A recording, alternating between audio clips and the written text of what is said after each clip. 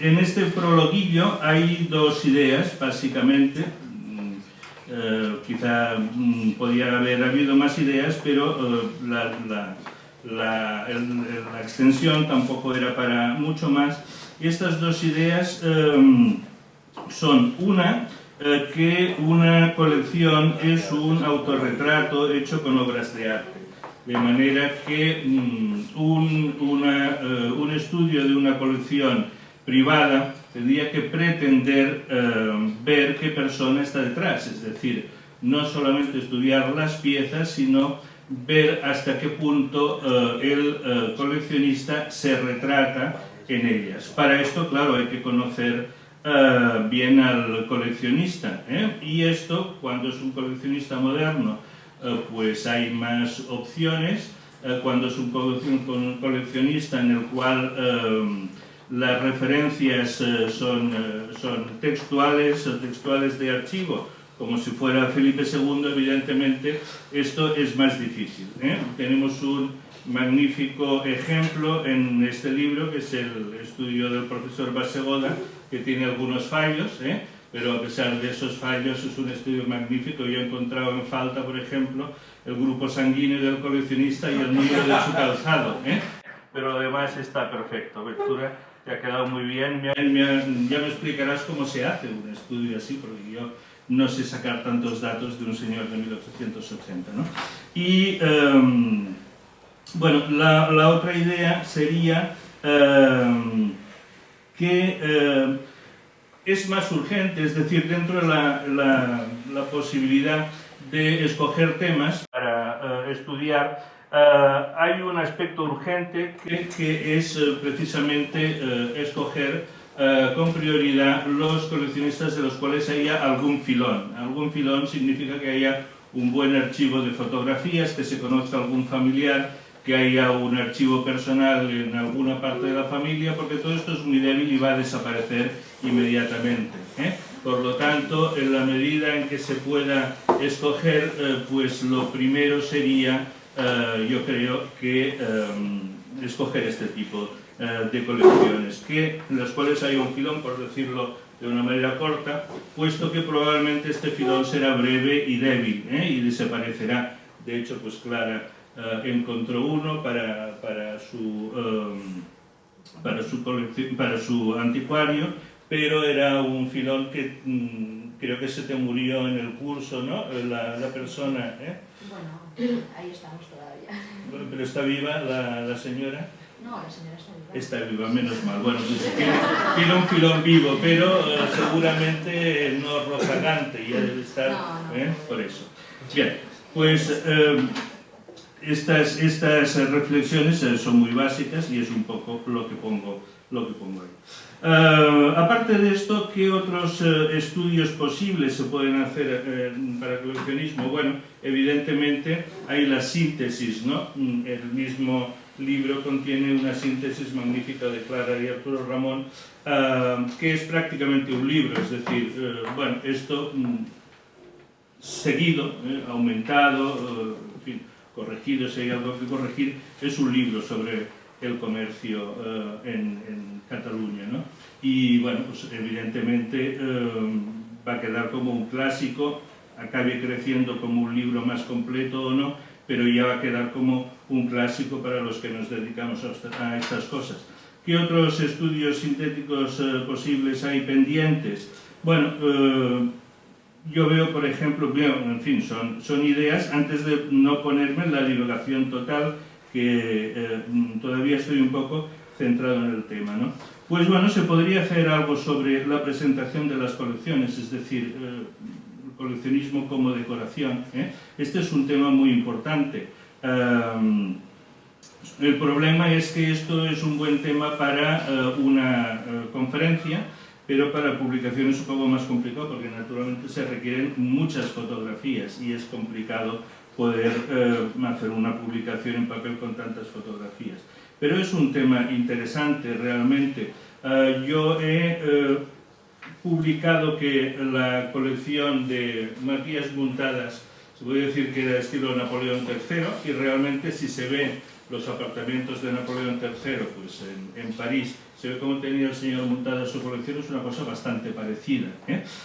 Incluso las plantas de interior, aquellos pisos burgueses tan mazacotes, eran aligerados por plantas de interior que ya eran de selva, ya había un comercio incipiente.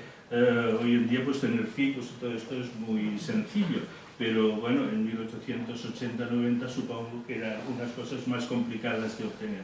Bueno, esto sería un tema, el famoso estilo parador, que es una cosa que ya no se llega a tiempo. Había un tema fantástico para estudiar en temas de antigüedades, decoración, que es el tema de los paradores, ¿no? Los paradores son muy antiguos, pero en los años 50 o 60 se crea un estilo parador que no sabemos si copia a las colecciones o las colecciones copian el estilo parador. Para que nos entendamos, el estilo parador es aquel de las lámparas hechas con columnas renacentistas o barrocas con la pantalla que es una hoja de cantoral recortado, ¿no? Los sillones con flecos y los arcones. Bueno, pues este es un tema importantísimo. Hasta hace poco vivía la gente que hizo la decoración de estas cosas y ahora ya no. Además se alternaba lo auténtico y lo falso, y ya digo, no sabemos realmente. Yo he conocido colecciones privadas estilo parador. Mi mentor Monreal y Tejada, que es un historiador del arte quizá de importancia secundaria, pero que fue muy importante en el coleccionismo, en fin, o en la sociedad catalana pues, de los años 50-70, tenía una casa de estilo parador, que era muy curioso. Nunca le pregunté si la había copiado de Segovia o los de Segovia habían pasado por su casa, ¿no? Pero era esto. Bueno, pues otros temas serían... Es muy curioso, no se haya hecho todavía un estudio que yo sepa sobre coleccionistas mujeres, porque realmente, bueno, el tema de, digamos, la salida de las mujeres a la palestra social ha tenido muy buena recepción por parte de muchos autores y autoras, ¿no? Pero ha habido dos coleccionistas básicas de muebles en Cataluña en los últimos tiempos, la señora Carro y la señora Buixareu, con unas colecciones tremendas. Coleccionar muebles, naturalmente, no es coleccionar sellos, es muy complicado coleccionar muebles, Y las dos tuvieron que habilitar unos espacios inmensos para poner sus colecciones, más o menos están visibles todavía, en fin, su estabilidad no la sé, pero están visibles todavía, son unas colecciones tremendas y fueron las líderes del comercio, las grandes compradoras hasta hace pues 15 años o algo así, ¿no? Otro tema interesante que no ha salido, porque parece que tiene una especie de tabú, sin embargo es un tabú hispánico que no tiene mucho sentido, las colecciones de los historiadores del arte.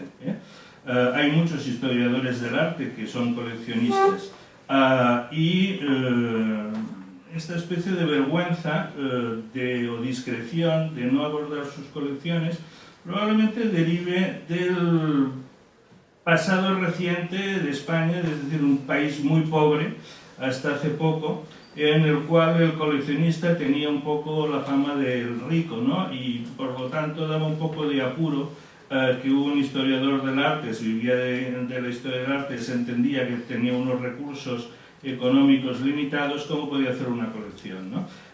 Si se aprovechaba de sus conocimientos, hombre, evidentemente se aprovechaba de sus conocimientos, pero eso no es ningún desdoro. También un médico se aprovecha de sus conocimientos para estar mejor diagnosticado, o un arquitecto para tener una mejor casa. Por lo tanto, esto está en la mateixa bestia, ¿no?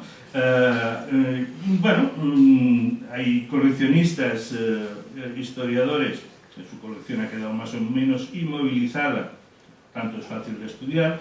El caso de Camón Aznar, una colección muy grande y en parte frustrada, pero que está visible, Gómez Moreno también, pero hay otros historiadores que seguramente no quedará nada de su colección, no quedará nada escrito, como el caso de Milicua, que ha muerto hace poco, o el caso de Budiol, que fue un caso extraordinario de un grandísimo coleccionista y que se liquidó su colección, bueno, de una manera un poco críptica, ¿no? Bueno, hay muchísimas más cosas, tratar sobre restauradores clave, no los restauradores científicos actuales, ha habido restauradores que han marcado el comercio, ¿no? En Barcelona el caso de Ramón Budiol, que era hermano de José Budiol, historiador del arte. Estudiar a Ramón Gudiol, si es que se puede, es estudiar el coleccionismo en Cataluña, y lo mismo con los falsificadores importantes, ¿no?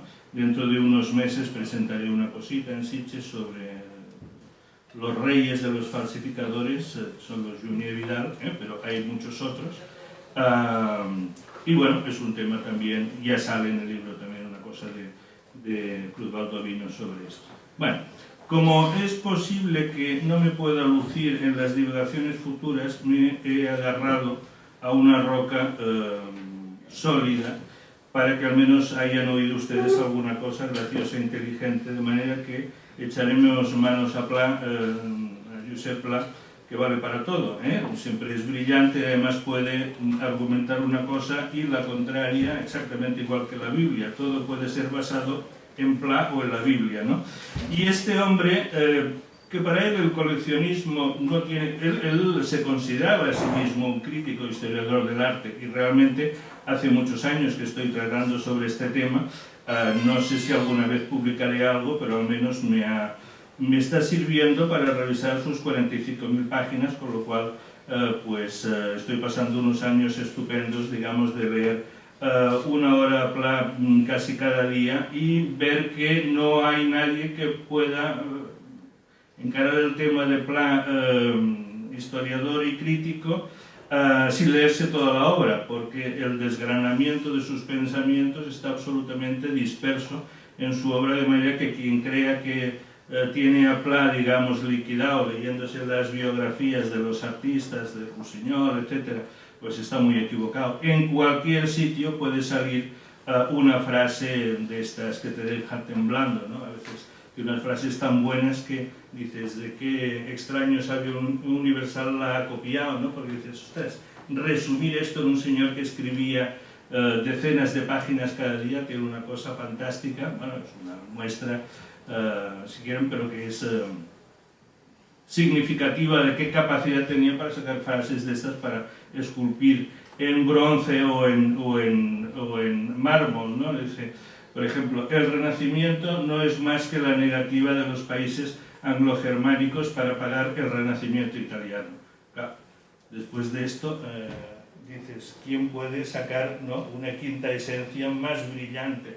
Realmente, y esto se lo he consultado, se lo he explicado a algún especialista en Renacimiento y dice, hombre, más matizable, pero realmente hay bastante de esto, ¿no? Es decir, bueno, pues Pla, el tema del coleccionismo para él es secundario. Él admiraba el coleccionismo de los grandes burgueses porque admiraba a los grandes burgueses, pero tiene unas paginitas absolutamente maravillosas sobre la descripción de una colección que les leeré y que son fantásticas y además son de alguna manera normativas, es decir, da los puntos en los cuales todo buen retrato de una colección tendría que incidir si se pudiera, que es un poco lo que les he dicho al comienzo, ¿no?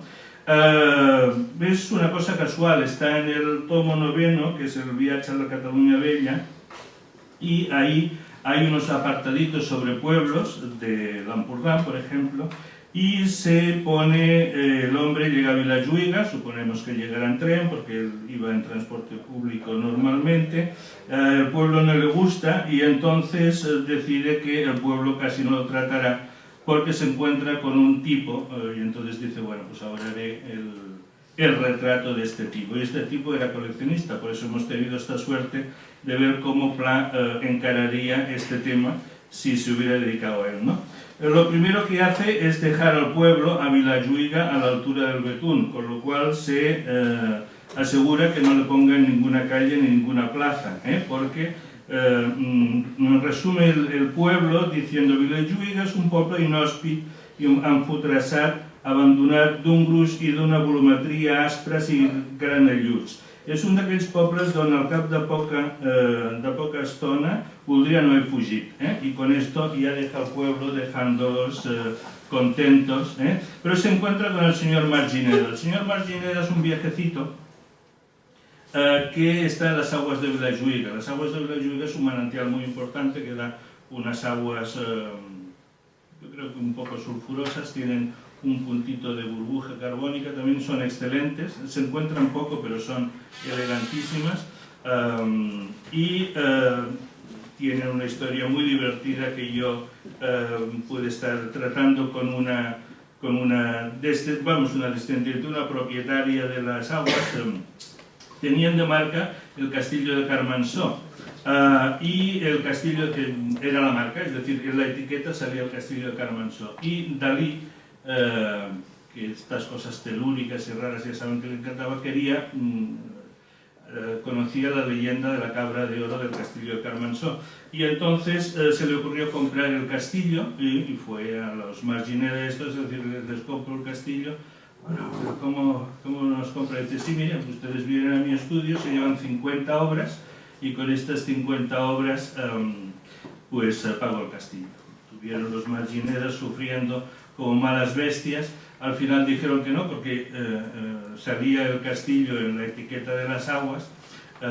Dalí hizo lo de fútbol y tal, y las aguas no constituyeron, ni habían constituido un negocio antes ni después lo constituyeron, pero es que el grafista moderno quitó el castillo de la etiqueta, que ahora ya no lo tiene, con lo cual aquella pobre señora tenía, digamos, la cosa en la cabeza de que podía haber sido rica y no lo fue por una etiqueta que al final el primer jefe de marketing se acabó cargando, ¿no?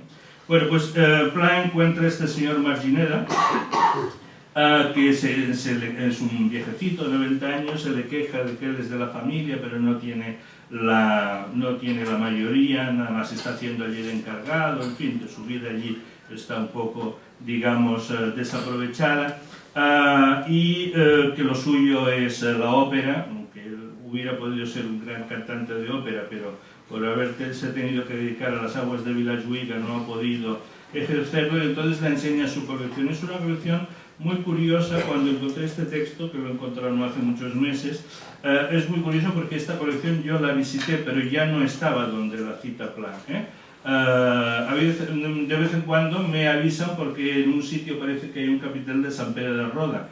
Llevo la cruz, digamos, de experto en Sant Pere de Roda y sé 2 o 3 aspectos parciales y aún sobre la escultura del monasterio.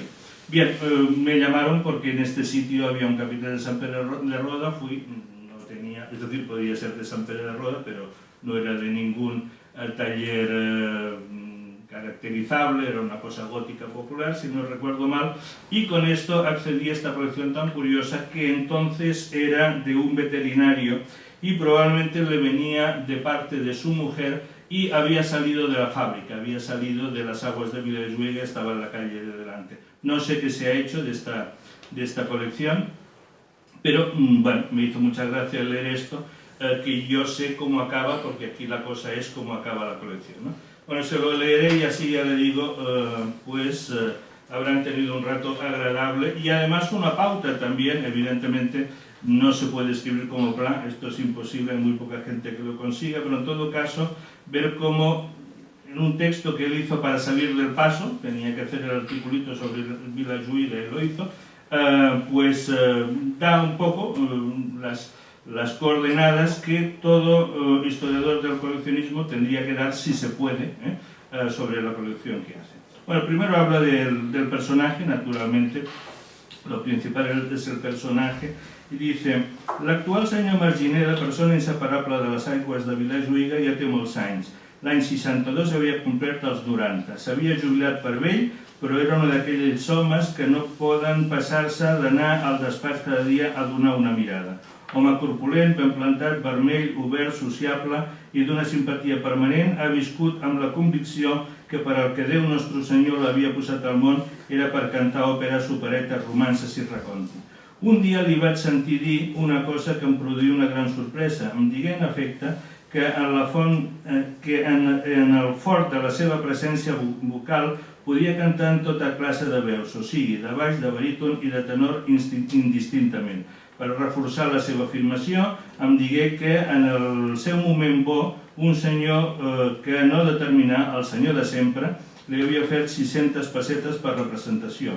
Com que desvert d'aquest reforç d'aquí posar una cara d'escèptica, el senyor Margineda em cantà la vecchia cimarra de la Bohème, primer de baríton, després de tenor i després de baix. El resultat no queda gaire clar perquè, objectivament parlant, si amb una veu cantar malament, amb les altres encara ho feu pitjor.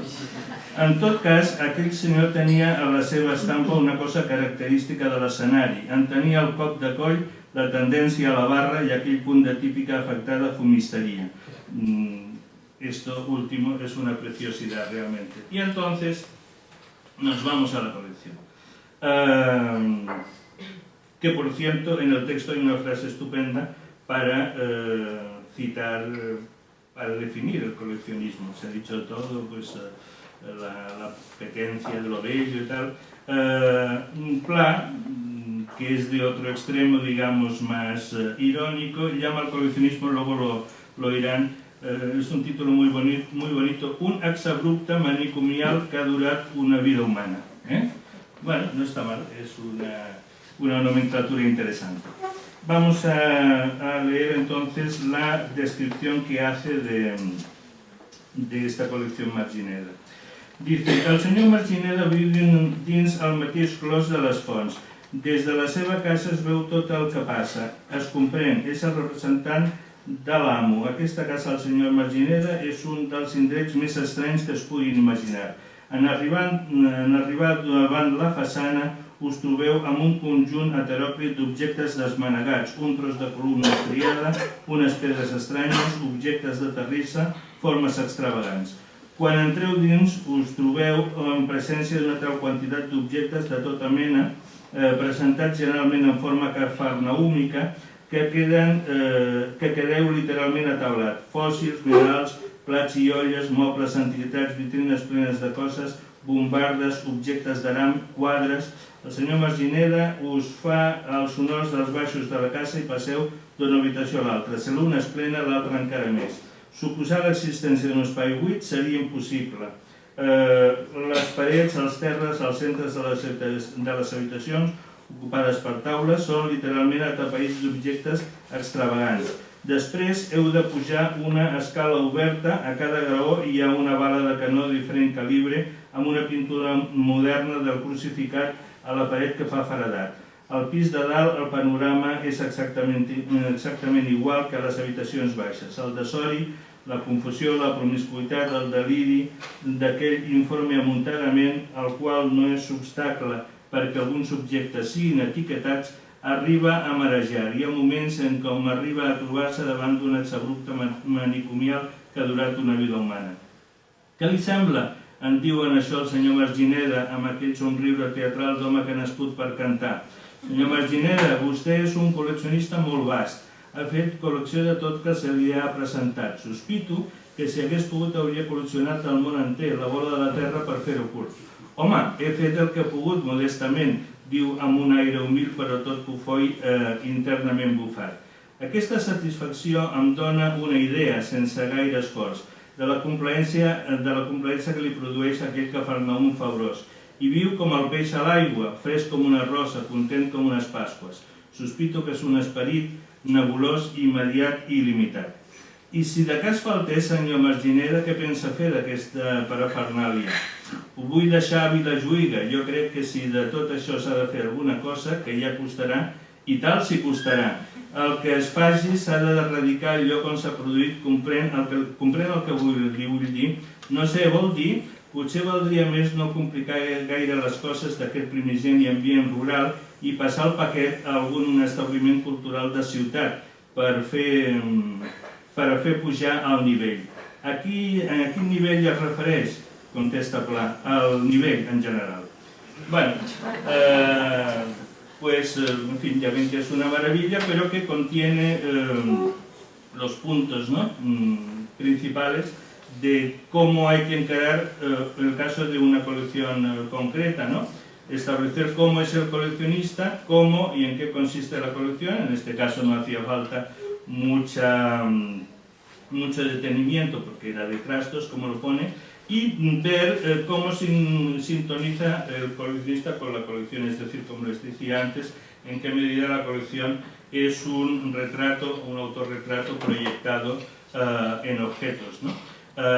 Y bueno, evidentemente en estos casos no falla nunca. ¿Cómo vamos de tiempo? Vamos muy bien. Muy bien, significa que tengo hora y media más. Nos estamos deleitando con Deleitando. Bueno, pues si estamos en periodo de deleite, quisiera pasar la cosa a las ciencias positivas, que me lo podía haber saltado naturalmente. Pero, en fin, haré 5 minutos de esto y luego otros 5 minutos de reflexión final, yo creo que por ahí iremos, ¿eh? Vale. Claro, esta colección del señor Margineda es una colección y la reina de Inglaterra tiene otra colección, entonces denominamos colección a cosas muy dispares, ¿no? Colección viene de collectio, que significa lo mismo en latín, significa colección también, los romanos eran grandes coleccionistas y podían de arte griego. Pero esto viene de un verbo, que es el verbo coligo, que ya no significa lo mismo, ¿no? El verbo coligo significa atar. Se utilizaba normalmente para las gavillas de cereal, ¿eh? Las gavillas se hacían y entonces se ataban. Y el término colección viene de lo que hoy en día llamaríamos más literalmente coalición. Una colección es una coalición, es decir, es una serie de piezas que pueden ser similares o pueden ser distintas, que han sido ligadas, han sido atadas en un sitio concreto. Esto es una colección. Parece que el término venga de recolección, no lo viene de el atado de una serie de elementos sueltos.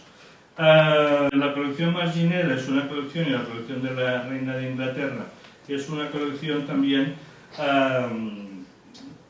Podemos establecer qué tipos de colecciones hay, no solamente por la calidad, sino un poco por la estructura de las colecciones. Como persona de formación medievalista que soy, el speculum nature para mí es muy importante, es decir, Dios nuestro Señor ha puesto en la naturaleza ejemplos para que aprendamos los humanos, ¿no? Y si no, los estructuralistas también hacían comparaciones de estructuras extrañas, porque las estructuras biológicas, y nuestro cerebro es biológico también, no tienen infinitas posibilidades de estructuración, sino tienen posibilidades finitas de estructuración. Y entonces, entre medievalista y estructuralista, he hecho un paralelismo entre tipos de colecciones y relaciones que tienen las raíces de las plantas con la planta en general. Bueno, tómenselo en serio y no muy en serio, ¿eh? Pero puede servir como ejemplo, y teniendo en cuenta que venía a divagar, después ya vendrán las conferencias importantes, pues podríamos establecer este tipo de paralelos, ¿no? Y entonces,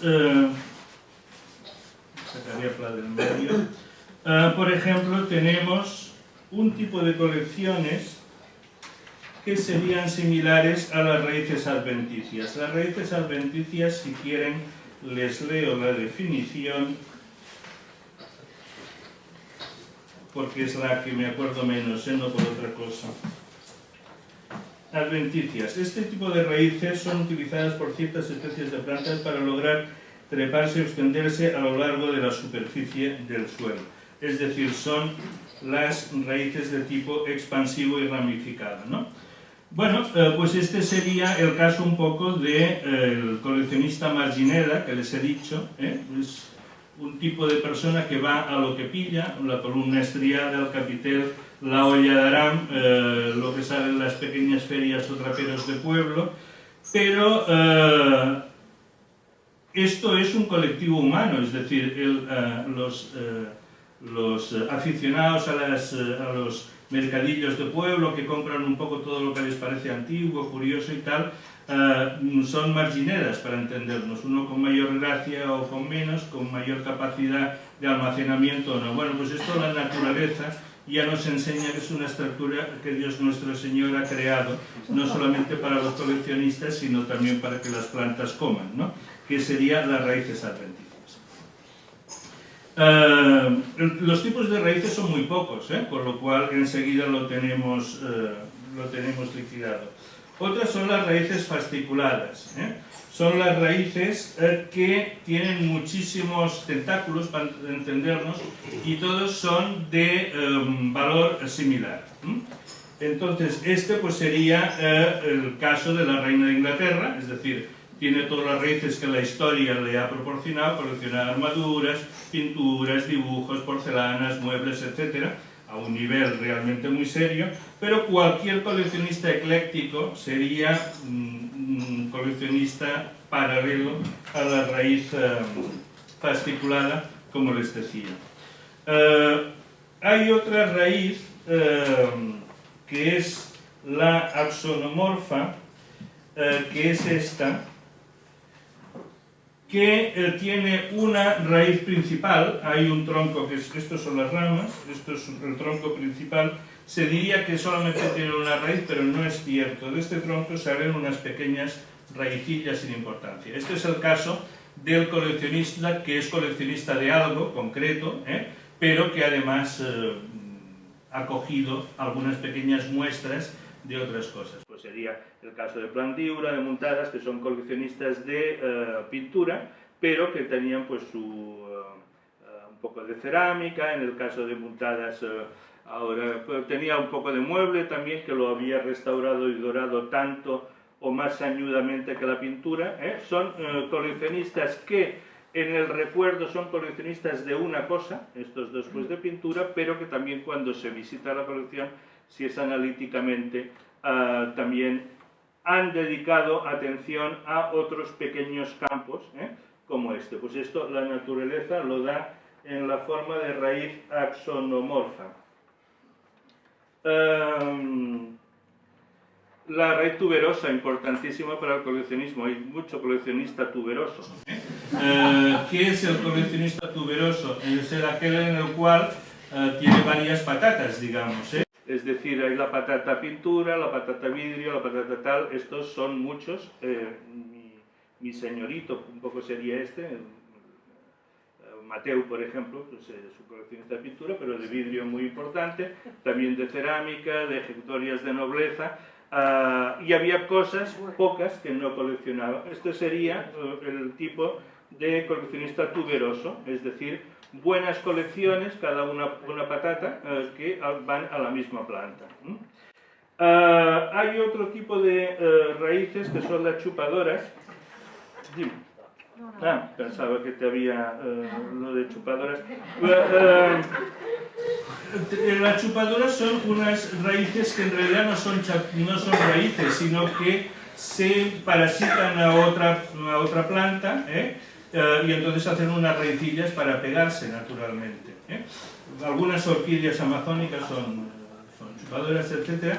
En España sería una chupadora, la colección Carmen Thyssen, evidentemente, puesto que sale de un tronco principalísimo, y el tronco principalísimo del que sale es un napiforme.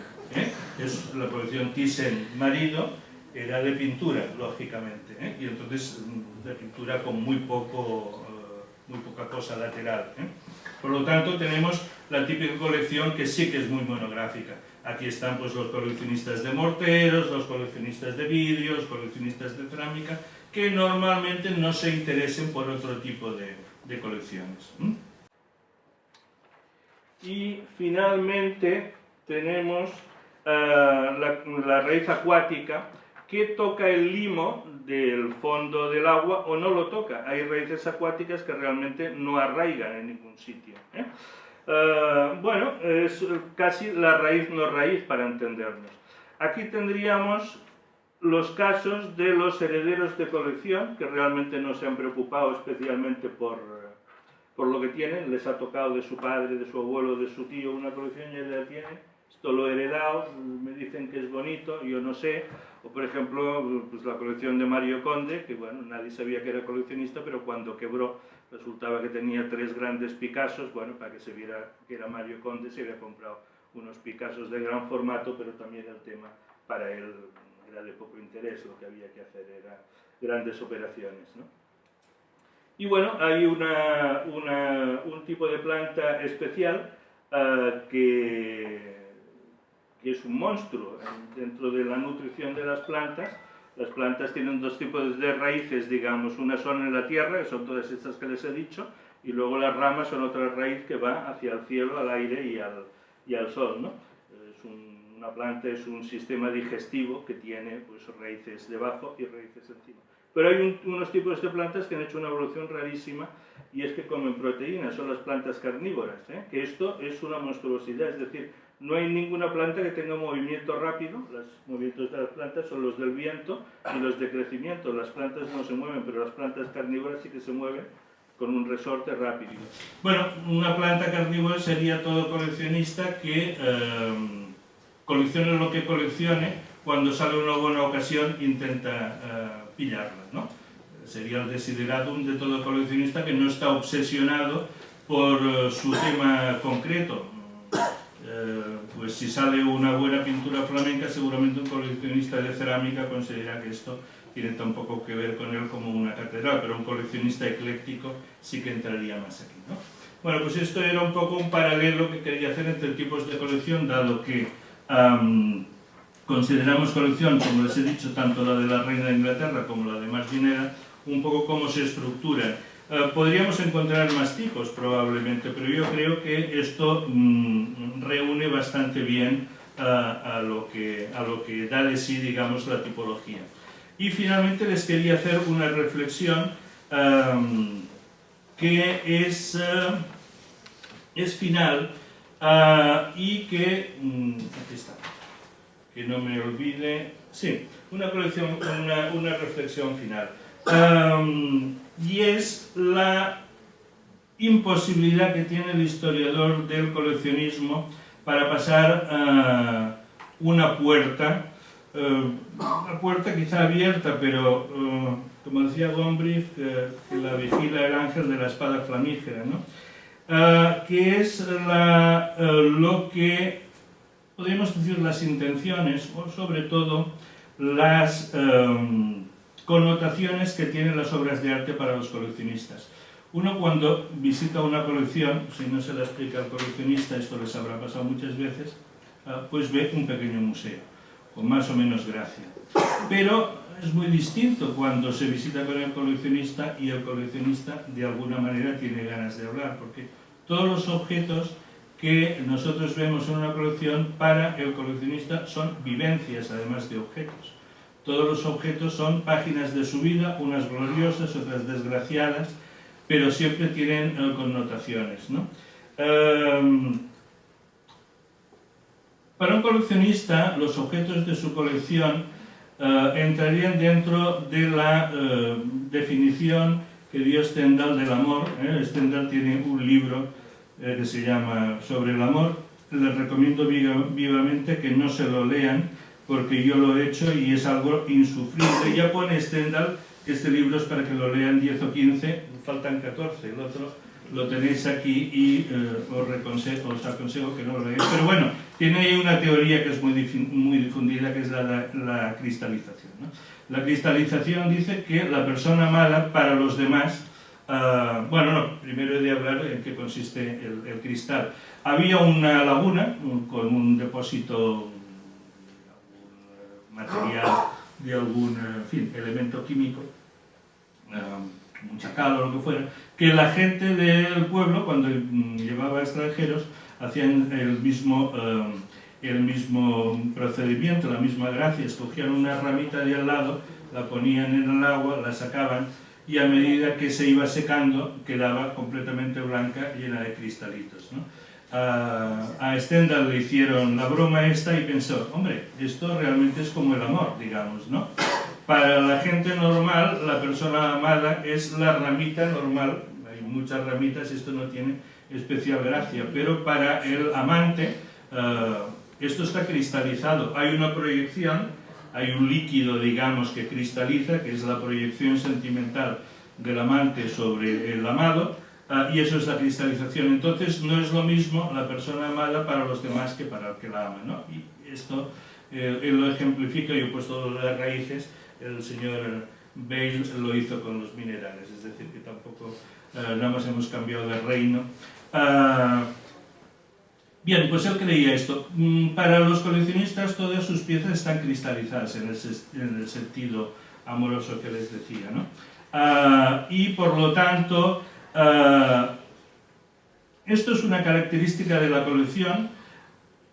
Es muy difícil llegar a ella y probablemente entre dentro de los testimonios humanos que deben perderse.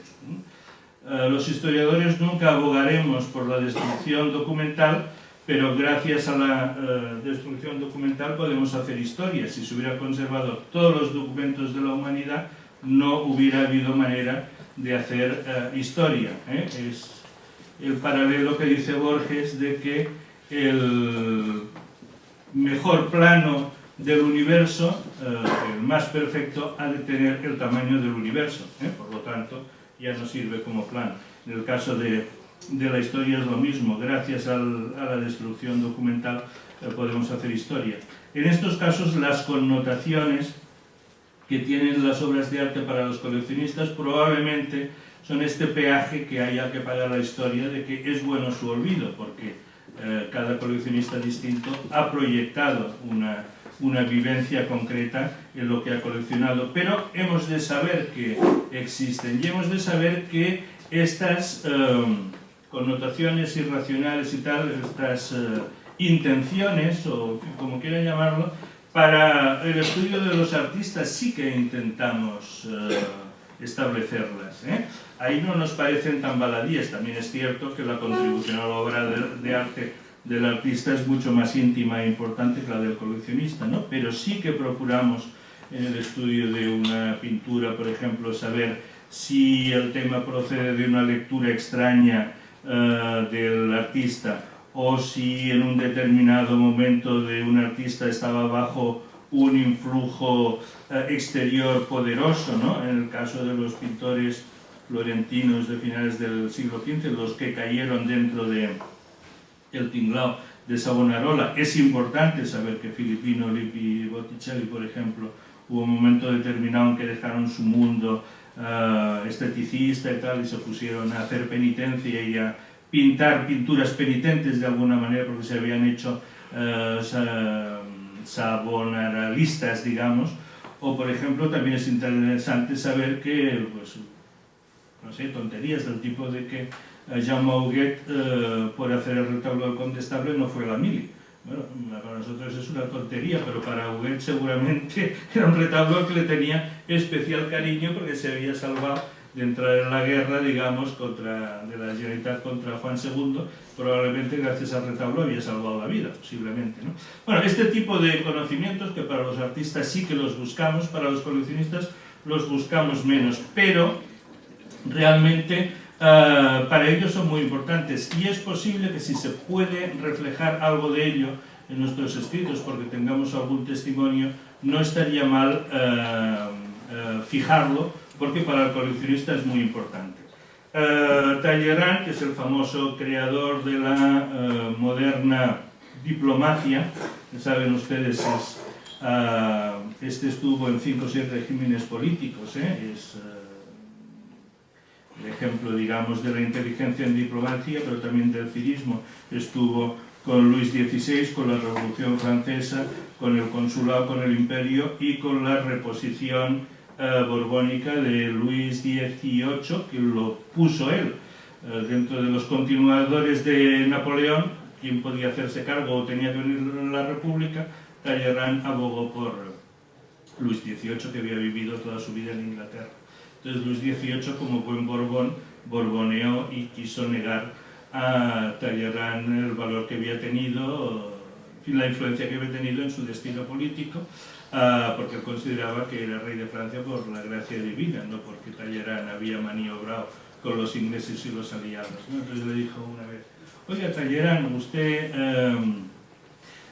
usted sabe o puede pensar por qué ha sobrevivido a tantos regímenes políticos. Dijo: Majestad, no lo sé, Yo creo que hay en mí una extraña naturaleza y es la tendencia que tienen los gobiernos a caer cuando prescindan de mis servicios.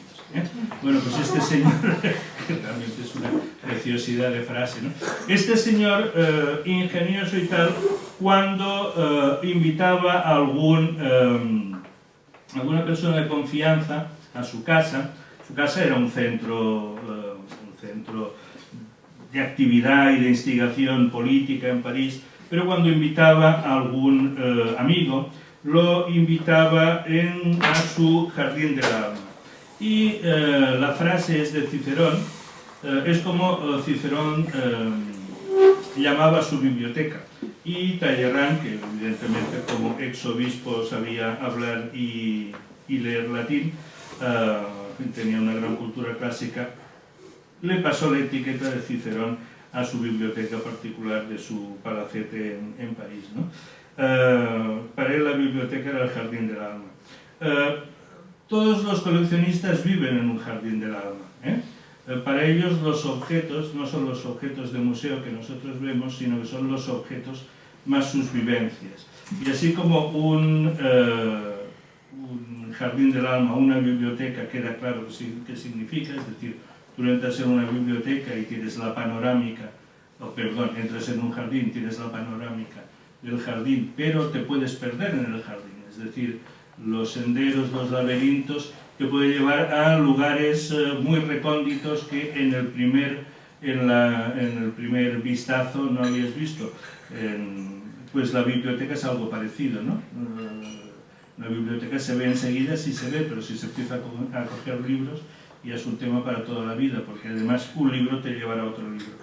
Pues un coleccionista también vive en su jardín del alma, y no sé si es misión o no del historiador del coleccionismo intentar meterse ahí. Ya digo, seguramente entra dentro de las variables de documentación que pueden o deben perderse, pero existe, y por lo tanto un estudio completo de una colección también tendría que poner, si se pudiera, qué extrañas anécdotas, proyecciones, etcétera, ha puesto el coleccionista en su colección. Para ello no es malo que el historiador del coleccionismo sea coleccionista también, porque entonces esto se entiende a la primera y no hace falta que te lo expliquen, Y los que hay aquí jóvenes que están empezando ahora les puede sonar que esto de ser coleccionista es para ricos. Esto es una tontería. A partir de 50 euros se pueden tener piezas magníficas y hay grabados de Goya extraordinarios por 200 euros. Es decir, que no es una cuestión de precio, sino de actitud. Bueno, pues este espacio extraño y cerrado del jardín del alma existe y por lo tanto se puede reflejar en los estudios sobre el coleccionismo. Y yo creo que con esto damos bastantes vueltas, hemos dado, y ya podrán pasar los académicos. Muchas gracias.